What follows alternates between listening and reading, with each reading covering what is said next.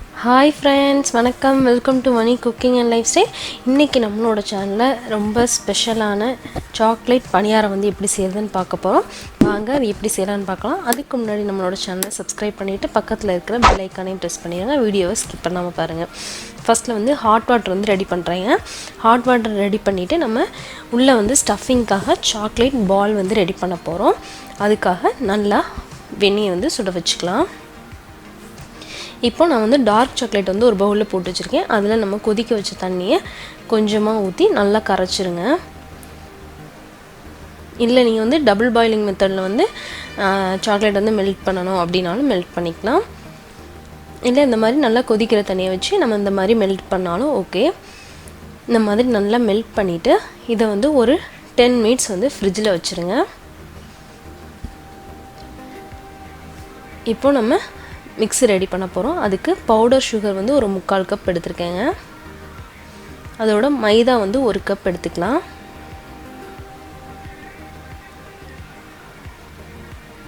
அதோடவே cocoa powder வந்து ஒரு கால் cup எடுத்துக்கலாம். ஒரு அரை ஸ்பூன் போல் பேக்கிங் பவுடர்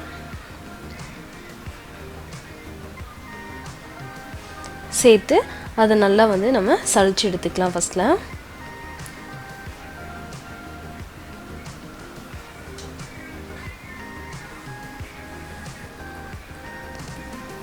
இதை சளிச்சிட்டு நம்ம தனியாக வச்சுக்கலாம். நம்ம வந்து அடுத்து லிக்யூடில் வந்து நம்ம ரெடி பண்ண போகிறோம்.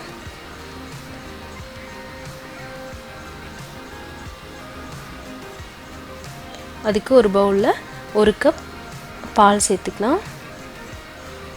ஒரு 1/4 கப் போல் பட்டர் இல்லைன்னா எண்ணெய் சேர்த்துக்கலாம். சேர்த்து இதை நல்லா மிக்ஸ் பண்ணிடுங்க.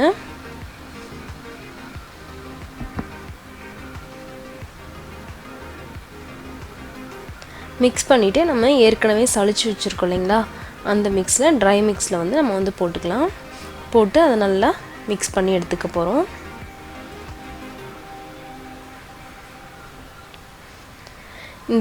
இந்த மைதா அளவுக்கு வந்து நம்ம வந்து மொத்தமாக வந்து ஒரு 1.5 கப் வந்து பால் தேவைப்படுங்க.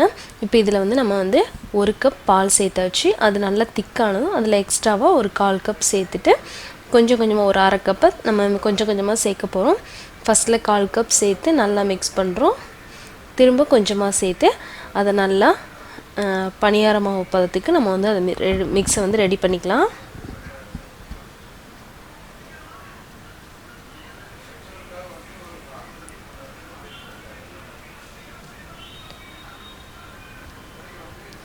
இப்போ நம்மளோட மாவு வந்து ரெடி ஆயிடுச்சு. இந்த பதத்துக்கு வந்து நம்ம பணியார மாவு வந்து ரெடி பண்ணி வச்சாச்சு. அதே நேரத்தில் நம்ம சாக்லேட் மிக்ஸ் ரெடி பண்ணி வச்சுருந்தோங்க, அது இந்த மாதிரி நல்லா கெட்டியாக இருக்கும். இதை நம்ம குட்டி குட்டி பால்ஸாக உருட்டி நம்ம பணியாரத்தில் வந்து ஸ்டஃப் பண்ணலாம். அதுக்கு முதல்ல பணியார பேனை நல்லா சூடு பண்ணிவிட்டு எண்ணெய் ஊற்றிக்கோங்க லைட்டாக. அதில் 1 ஸ்பூன் மட்டும் நம்ம வந்து பணியார மிக்ஸ் வந்து நம்ம சேர்த்துக்கலாம் மாவை. அதில் சென்டரில் நம்ம ரெடி பண்ணி வச்சுருக்கிற சாக்லேட்டை வந்து கொஞ்சம் கொஞ்சமாக குட்டி குட்டி பால்ஸாக வந்து உள்ளே வச்சுருங்க.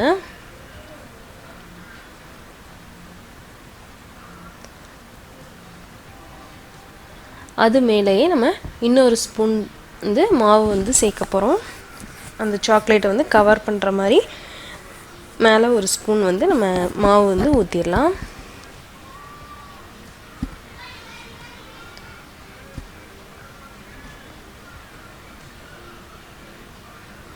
இந்த மாதிரி ஊற்றிட்டு நம்ம ஒரு மூடி வச்சு வேக விட்டுறணும்.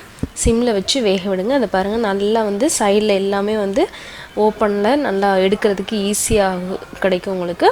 அந்த மாதிரி ஆனதும் நம்ம வந்து திருப்பி போட்டுடலாம். திருப்பி போட்டு ஒரு 1 to 2 நிமிஷம் வந்து நீங்கள் அப்படியே விட்டிங்கன்னா நல்லா உங்களுக்கு குக் ஆயிரும்.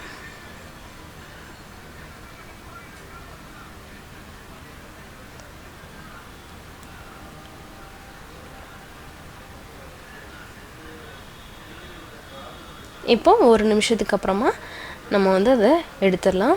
இப்போ நம்மளோட சாக்லேட் பணியாரம் வந்து ரெடி ஆயிடுச்சு. ரொம்ப டேஸ்டியாக இருக்குங்க. குழந்தைங்களாம் ரொம்ப விரும்பி சாப்பிடுவாங்க. நமக்கே நல்லாயிருக்கும். நல்லா கேக் சாப்பிட்ட மாதிரி ஒரு ஃபீலிங் இருக்கும். ட்ரை பண்ணி பாருங்கள். கண்டிப்பாக இந்த சிம்பிளான ரெசிப்பியை கண்டிப்பாக உங்களுக்கும் பிடிச்சிருந்தேன்னா லைக் பண்ணுங்கள், ஷேர் பண்ணுங்கள், சப்ஸ்கிரைப் பண்ணுங்கள். அதோட உங்கள் கமெண்ட்ஸே எனக்கு சொல்லுங்கள். தேங்க்யூ ஃபார் வாட்சிங்.